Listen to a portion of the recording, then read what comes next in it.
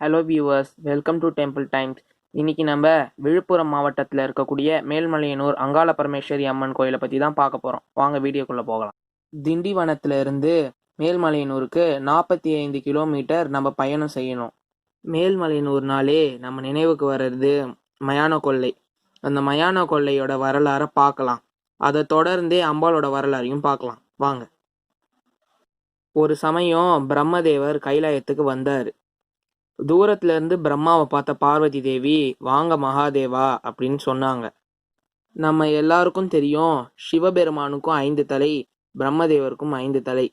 அதை பார்த்து குழப்பமடைஞ்ச பார்வதி தேவி பிரம்மதேவரை சிவபெருமான நினைச்சு வாங்க மகாதேவா அப்படின்னு கூப்பிட்டாங்க. அதுக்கு பிரம்மதேவர், எனக்கும் 5 தலை, சிவபெருமானுக்கும் 5 தலை அப்படின்னு சொல்லி ஆணவமா சிரிச்சாரு. இதை பார்த்த பார்வதி தேவி சிவபெருமான் கிட்ட முறையிட்டாங்க. பார்வதி தேவி சொன்னதை கேட்டு சிவபெருமான் கோபமடைஞ்சு பிரம்மாவோட 5வது தலைய கிள்ளி எடுத்தாரு. இவ்வளோ வேலையும் நடந்ததுக்கு காரணம்னு சரஸ்வதி தேவி பார்வதி தேவிய பூமிக்கு அனுப்புனாங்க. பூமிக்கு வந்த பார்வதி தேவி சிவபெருமான மறுபடியும் அடையறதுக்காக பூமியில தவம் இருந்தாங்க. புத்து மூட தவம் இருந்த அந்த பெண்மணியை பார்த்து அங்கிருந்த ஒரு மீனவ சமுதாயத்தை சேர்ந்தவர், இங்கே பாருமா, இங்கே எங்கள் ராஜாவுடைய இடம், இங்கே தவம்லாம் இருந்தால் எங்கள் ராஜாவுக்கு சுத்தமாக பிடிக்காது, அதனால் நீ வேற எங்கன்னா எழுந்து போய் தவம் செய் அப்படின்னு அந்த மீனவ சமுதாயத்தை சேர்ந்தவர் சொன்னார். ஆன்மீகத்துக்கு மேலே சுத்தமாக ஈடுபாடு இல்லாத அந்த நாட்டு அரசன் அந்த பெண்மணி தவம் இருந்த புத்தை இடிக்க சொன்னார்.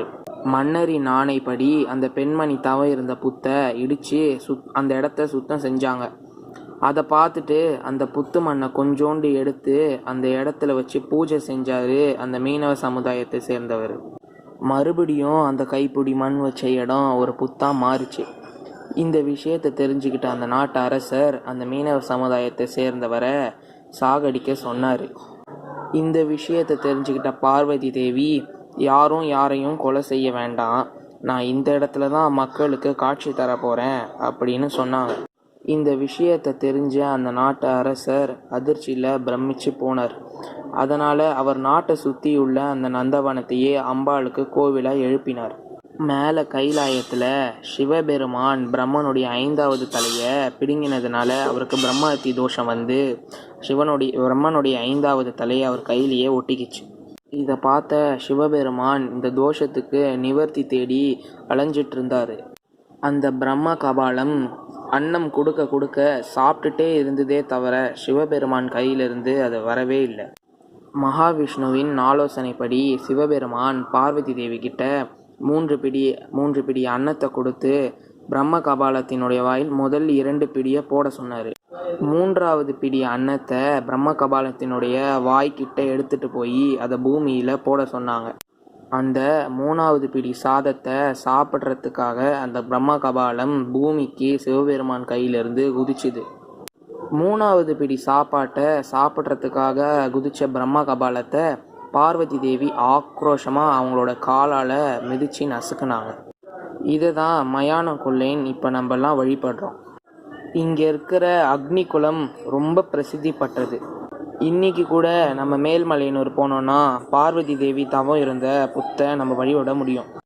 7 சுடுகாடு சேர்ந்த ஒரு சுடுகாட்டில் தான் அம்பாள் அமர்ந்திருக்காங்க. இன்னி வரைக்கும் அந்த மீனவ சமுதாயத்தை சேர்ந்தவங்களுடைய பூஜை நடந்துகிட்டே தான் வருது. அந்த அக்னி குளம் பக்கத்தில் இருக்கிற உயரத்திற்கு படுத்திருக்கிற அந்த பெரியாயி அம்மன்றவங்க கூட பிரசித்தி பெற்றவங்களா விளங்குறாங்க. இன்னைக்கான வீடியோ அவ்வளோதான் ஃப்ரெண்ட்ஸ்.